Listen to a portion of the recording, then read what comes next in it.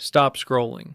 What you're about to hear in the next 10 minutes didn't come from a crypto influencer. It didn't come from a Reddit thread or a Twitter rumor. It came from someone who sat inside BlackRock, the firm that manages more money than the GDP of every country on Earth combined. And what they just said publicly should be making front-page news everywhere. But it isn't. And that silence is actually the loudest signal of all. Because here's the thing. When the people who actually control the world's financial infrastructure start warning you that a new monetary system is coming, you don't dismiss that. You don't scroll past it. You sit down, you pay attention, and you ask yourself one question. Am I on the right side of this before it happens? Or am I going to wake up one morning and realize I missed everything? Stay with me, because by the end of this video, you're going to understand exactly what is being built, why it's being built right now, and what it means for the one asset that is quietly being positioned at the center of the entire new financial system. Let's get into it. First, let's talk about gold, because everything starts here. Right now, 74 central banks were surveyed by the World Gold Council, and what came back was genuinely shocking. 45% of those central banks said they plan to buy more gold over the next 12 months. That is the highest reading ever recorded in the history of this survey. And here's what makes it even more significant.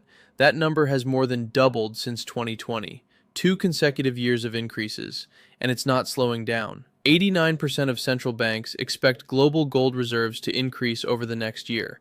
Now think about that for a second. These are not retail investors panic buying. These are not hedge funds making a speculative bet. These are the institutions that literally print money, and they are hoarding gold at a pace that has never been seen before in modern financial history. You have to ask yourself, what do they know that we don't? Because central banks don't panic. They don't react emotionally. They move slowly, deliberately, and with information that never reaches the public until years later. The last time we saw coordinated behavior like this from central banks was right before 2008, and you know how that ended. So when the institutions that control the global money supply start aggressively accumulating a hard asset, that is not background noise. That is a signal, a massive one.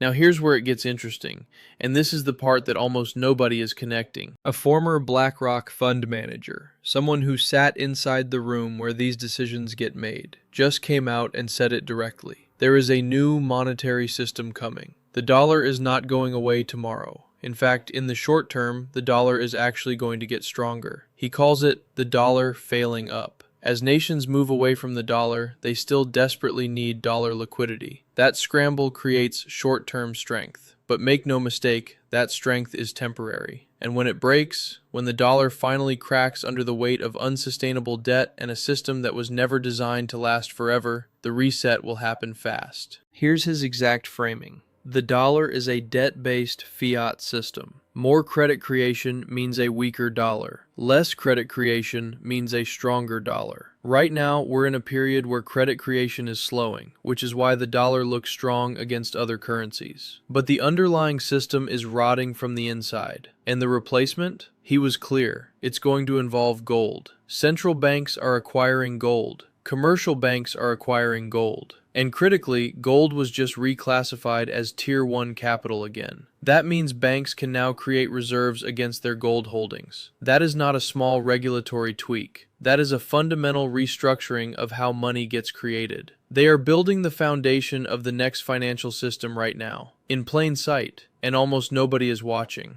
But here's the part that the BlackRock insider didn't say, or at least didn't say directly. And this is what I want you to really sit with. Gold alone cannot power a modern financial system. Think about it. Gold is heavy. Gold is slow.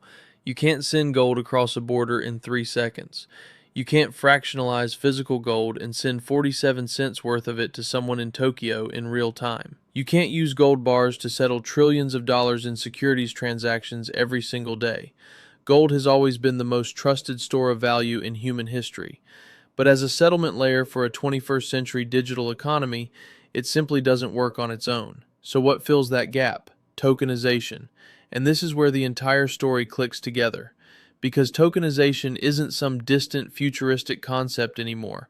It's happening right now, at a scale that most people simply aren't paying attention to. The New York Stock Exchange is moving to tokenize its securities. NASDAQ has filed with the SEC to enable trading of tokenized stocks. U.S. Treasuries, the backbone of the entire global reserve system, are being tokenized. The DTCC, which clears and settles over $2 quadrillion in transactions every single year, has launched its tokenization initiative with a working group that includes Goldman Sachs, JP Morgan, and BlackRock. And here's the number that puts everything in perspective. There are 5.6 billion internet users on this planet. Tokenization turns every single one of them into a potential buyer of US dollar-denominated assets, stablecoins backed by US Treasury bills, tokenized US equities, available to anyone, anywhere, instantly. That is not a market update. That is a complete restructuring of who gets access to the global financial system. Now let's talk about the other signal that nobody is taking seriously enough, the AI bubble. Ray Dalio, one of the most respected macro investors alive, went on Bloomberg and said it directly. The AI market is in a bubble, and every bubble in history has ended the same way, with a moment of reckoning. Here's the math that should concern you. By 2030, the AI industry needs to generate $2 trillion in annual revenue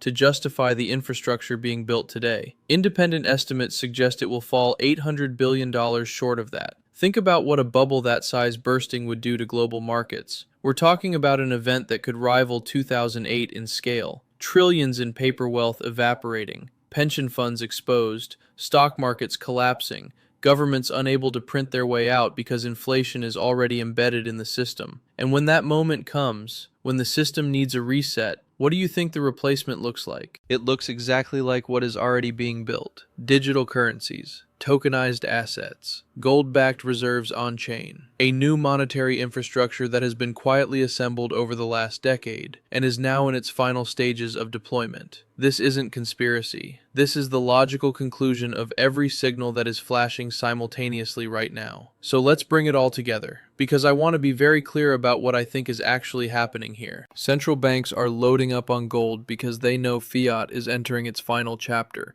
Commercial banks have reclassified gold as Tier 1 capital because they are preparing to back a new system with it.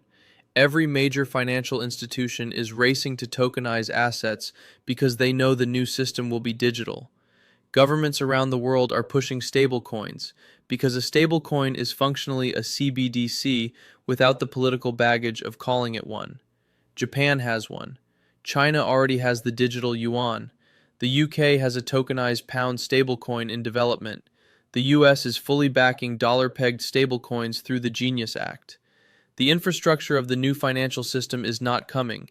It's already here. And sitting in the middle of all of it, embedded inside the DTCC's working group, holding a pending national bank charter, already licensed within Federal Reserve infrastructure, with over $3.5 billion in tokenized real-world assets already running on its ledger, is a protocol that has been dismissed, attacked, and underestimated for over a decade. I'm not going to tell you what to do with that information. That's not my job. My job is to make sure you have the information before the reset happens, not after. Here's the honest truth that nobody wants to say out loud. Most people are going to miss this. Not because the information isn't available. It absolutely is. But because it's wrapped in language that sounds boring. Tokenization initiatives, Tier 1 capital reclassification, stablecoin regulatory frameworks. None of that sounds urgent. None of that sounds like it changes your life. But that's exactly how these things work. The biggest wealth transfers in human history never announced themselves. They didn't send you a calendar invite. They happened while everyone was distracted. And when people finally looked up, it was already over. The former BlackRock insider said something that has stayed with me. He said the future is going to hit 99% of people like a brick wall, all at once, because less than 1% of the population is actually paying attention to what is happening right now. Be the 1%. If this video connected dots you hadn't connected before, do one thing right now. Share it with someone who needs to hear this. Not because they're into crypto, but because they are a human being who deserves to understand what is happening to the financial system they depend on. Drop a comment below and tell me, do you think the reset happens before 2028, or does it get pushed to 2030? I read every single comment and I genuinely want to know where you think this goes. And if you haven't subscribed yet, do it now, because the next video goes even deeper into the specific protocol that I believe is positioned at the center of this entire reset. And what I found when I dug into the numbers, honestly, it surprised even me. You do not want to miss that one.